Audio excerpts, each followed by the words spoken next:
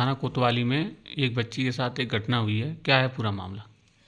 कल 28/2/24 को शाम के समय शालिनी देवी जो थाना क्षेत्र कोतवाली की रहने वाली हैं, उनके द्वारा ये बताया गया कि वो दिल्ली में रहकर केयर टेकर का काम करती हैं।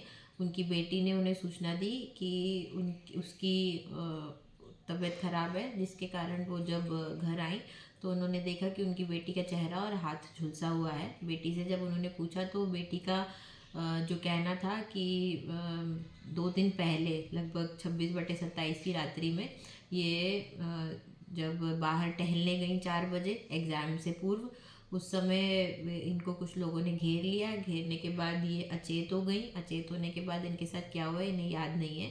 फिर कुछ ज्वलंत पदार्थ की आशंका जताते हुए इन्होंने एक तहरीर अज्ञात में दी थी।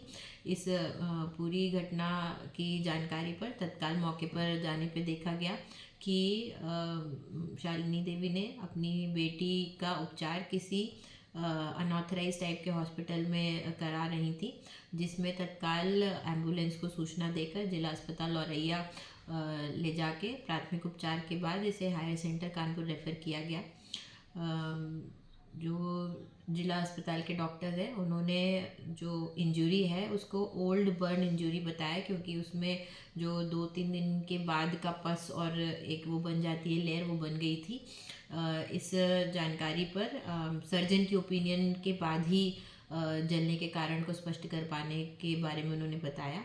इस पे तत्काल मौके पर फिर जाकर देखा गया, जहां परिवार के द्वारा घटना होना बताया जा रहा था, वहां किसी भी ज्वलंत पदार्थ से कोई घटना होने के कोई पुष्टिकारक साक्ष्य मौके पर नहीं मिले। तो गांव में अन्य लोगों से जब पूछताछ की गई तो उसी गांव के एक बुजुर्ग दंपति के द्वारा बताया गया कि पीड़िता उनकी छत पे 3 दिन पहले दिखाई दी थी, जहाँ पर उनकी छत से थोड़ी ही दूर पर एक 11,000 kV की लाइन है, जिससे भागते समय उसके जो है टच होने के कारण वो झुलस गई है। इसका मौके पे जाकर निरीक्षण किया गया तो मौके पर 11,000 kV की लाइन पे जो इंसुलेटर लगा हुआ है उस पे जलने के कुछ मार्क्स भी मिले हैं। उसी के आसपास सीढ़ी पर और पूरी छत पे कुछ न कुछ ब्लड के मार्क्स हैं, जिसको फोरेंसिक टीम ने, फील्ड यूनिट ने मौके से एविडेंस के रूप में कलेक्ट कर लिया है।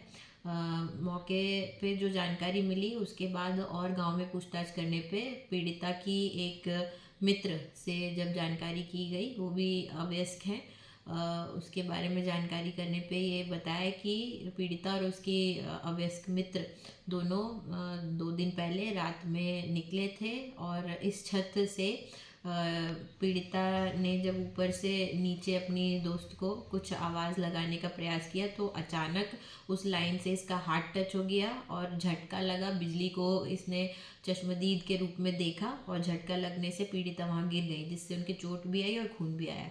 इससे दोनों बच्चे डर गए। उन्होंने किसी तरह प्रयास करके ये अपने घर गई। घर जाके इन्होंने जो भी डर के वश अपने परिवार को बताया।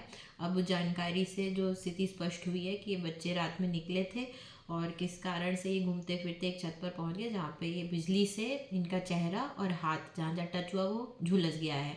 तो पूरा टच एक 11,000 kV लाइन से ना होके केवल जो करंट लीकेज होती है उससे ये चेहरा झुलसा है। वाइटल स्टेबल हैं। अभी कानपुर से इन्हें लखनऊ उपचार हेतु हायर सेंटर रेफर कर दिया गया है। पीड़िता की माँ को उनकी बेटी ने अब वस्तु स्थिति से अवगत करा दिया है। वर्तमान में जो पूर्व में ज्वलंत पदार्थ से दी गई अज्ञात व्यक्तियों के विरुद्ध घटना के संबंध में उन्होंने कोई कार्रवाई न करने की मांग की है। फिर भी जो घटना हुई है, पीड़िता को मेडिकल एड के लिए लगातार पुलिस संपर्क में है। शीघ्र अतिशीघ्र अन्य कोई कार्रवाई होगी उसमें पूर्ण कराई जाएगी।